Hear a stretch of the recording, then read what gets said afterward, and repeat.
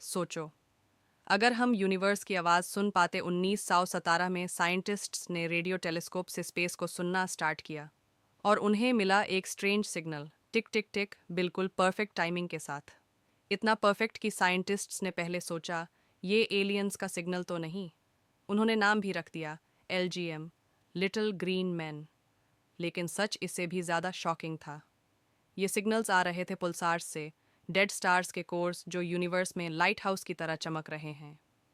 आज हम बात करेंगे पुल्सर क्या होता है, ये कैसे बनता है और क्यों पुल्सर्स यूनिवर्स के सबसे एक्यूरेट क्लॉक्स हैं। चैप्टर 1, स्टार की मौत का सच। हर स्टार एक बैलेंस पर जिंदा होता है। एक तरफ न्यूक्लियर फ्यूजन जो बाहर की तरफ पुश करता है, दूसरी तरफ ग्रेविटी जो स्टार को अंदर खींचती है। जब तक फ्यूल होता है स्टार स्टेबल रहता है, लेकिन जब फ्यूल ख़त्म हो जाता है ग्रेविटी जीत जाती है। मैसिव स्टार्स का एंड, अगर कोई स्टार सन से 8 टाइम्स ज़्यादा मैसिव हो तो उसकी डेथ नॉर्मल नहीं होती। स्टार कोलैप्स करता है और फिर होता है एक सुपरनोवा एक्सप्लोजन, इतना पावरफुल कि पूरी गैलेक्सी से ज़्यादा ब्राइट हो जाता है। एक्सप्लोजन के बाद बचता है कभी ब्लैक होल, कभी न्यूट्रॉन स्टार। और इसी न्यूट्रॉन स्टार का एक स्पेशल फॉर्म होता है पुल्सार। चैप्टर 2, न्यूट्रॉन स्टार क्या होता है। न्यूट्रॉन स्टार यूनिवर्स का सबसे डेंस ऑब्जेक्ट होता है। सोचो, मास सन से ज़्यादा साइज, सिर्फ 20 किलोमीटर्स डेंसिटी। एक चामच neutron star, 1 billion turns.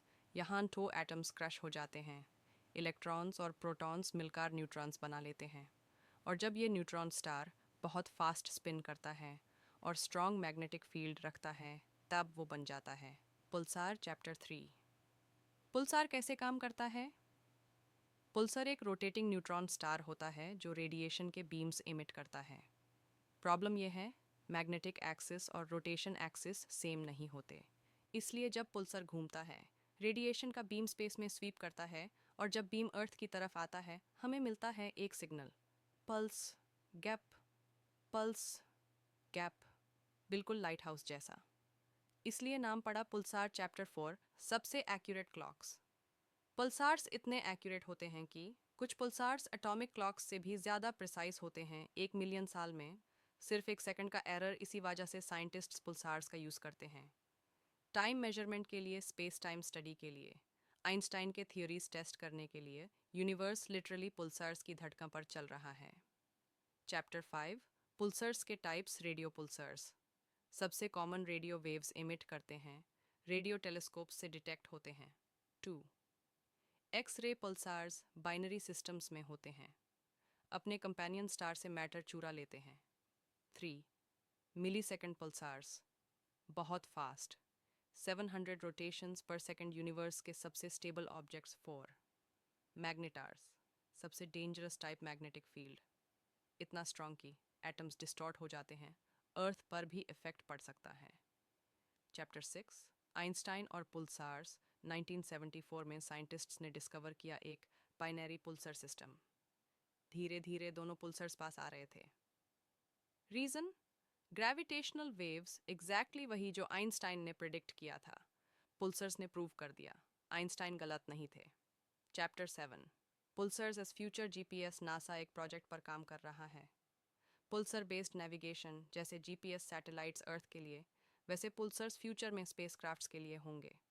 Spacecraft पुल्सर signals से ये पता कर सकता है वो गैलेक्सी में कहाँ है। अर्थ से बिना कांटेक्ट के फ्यूचर स्पेस ट्रैवल का बैकबोन हो सकते हैं पुल्सार्स। चैप्टर 8, क्या पुल्सार्स अर्थ के लिए डेंजरस हैं। अभी कोई भी पुल्सर अर्थ के लिए डेंजर नहीं है, लेकिन थियोरेटिकली अगर कोई पावरफुल पुल्सर बहुत पास हो और बीम अर्थ की तरफ हो तो atmosphere damage, satellite failure, mass extinction तक पॉसिबल। लकीली यूनिवर्स हमसे सेफ डिस्टेंस मेंटेन कर रहा है। कंक्लूजन,